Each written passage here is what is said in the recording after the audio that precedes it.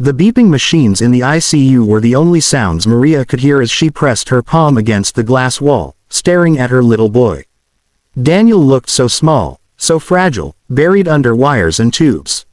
His chest rose and fell weakly, his lips pale. She wiped her tears quickly as the doctor approached. "Mrs. Lopez, drive," Reynolds said carefully. "Your son needs an immediate blood transfusion. His blood type is extremely rare. Without it, we won't be able to stabilize him." Maria's heart pounded in her chest. "Then take mine. Please, test me. I don't care what it takes. He's all I have." The nurse drew her blood while Maria whispered prayers under her breath. Minutes later, the results came back. The nurse's sympathetic eyes said everything before her mouth did. "I'm so sorry," she said softly. "You're not a match." Maria's legs gave way, and she clutched the chair to steady herself. No, test again. There has to be a mistake." "Doctor," Reynolds sighed, rubbing the bridge of his nose. "We ran it twice. I know this is devastating, but your blood won't help him. He needs a very specific type, one that's almost impossible to find quickly." Maria collapsed into the chair, her sobs filling the sterile hallway. She had no family left. Her parents were gone, her siblings far away, and she had raised Daniel alone since his father abandoned them. Now, when he needed her most, she was powerless. "Doctor," she begged, clutching his coat sleeve, "please, there must be someone. Search the registry. Call every hospital, every bank. He can't."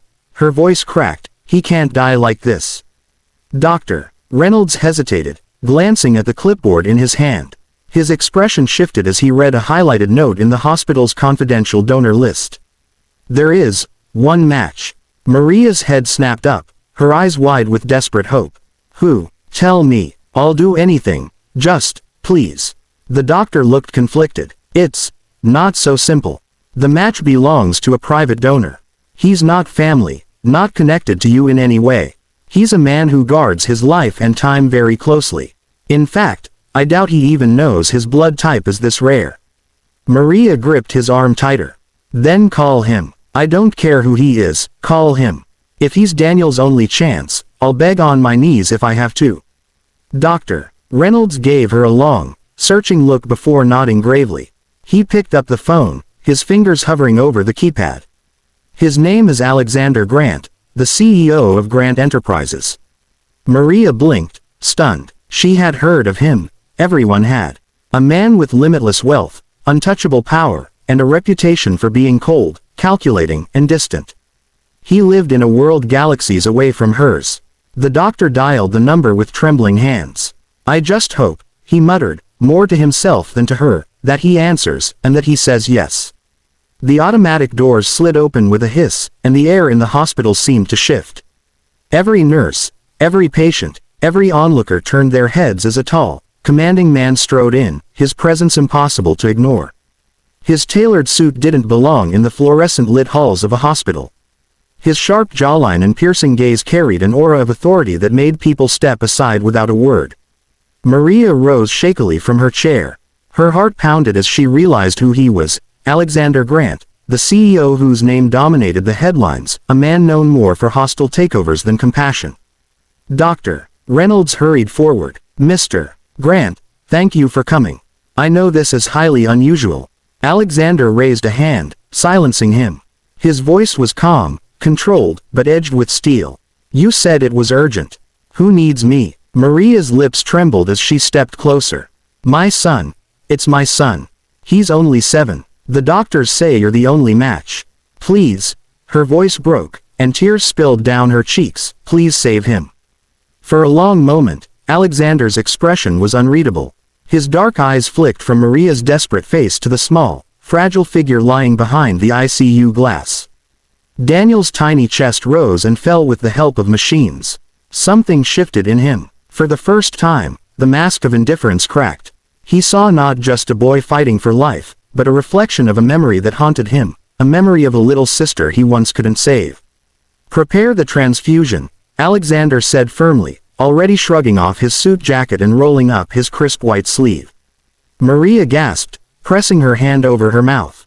"You'll do it, you'll really." "I didn't come here to waste time," he interrupted, his tone brusque but his actions gentle as he settled into the donor chair. "Hook me up." The nurse hurriedly set up the equipment, attaching the needle with careful precision. Maria stood at the side, her hands clasped tightly as if praying. She couldn't stop watching him.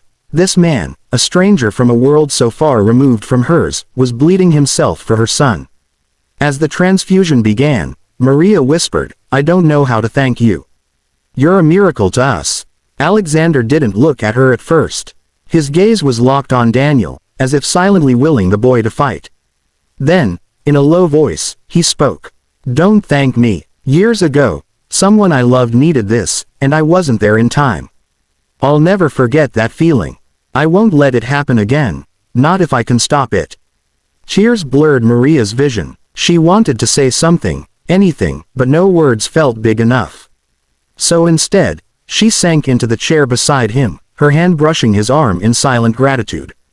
Minutes ticked by, and slowly, color began returning to Daniel's face. The pale blue tinge on his lips faded.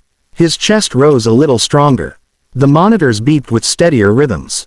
Maria's knees gave out, and she dropped to the floor, sobbing into her hands. "Thank you, God, thank you." Alexander glanced at her, his jaw tight, but his eyes softened. He leaned back in the chair, pale from the blood loss but composed. "He'll live," he said simply.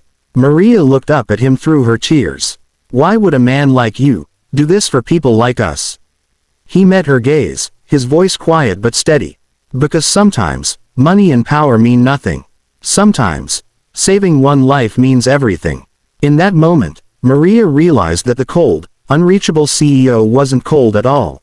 He was a man carrying his own scars, his own pain, and perhaps, through saving her son, he had begun to heal a part of himself, too. Maria clasped her hands together, whispering through her tears, "Please, God.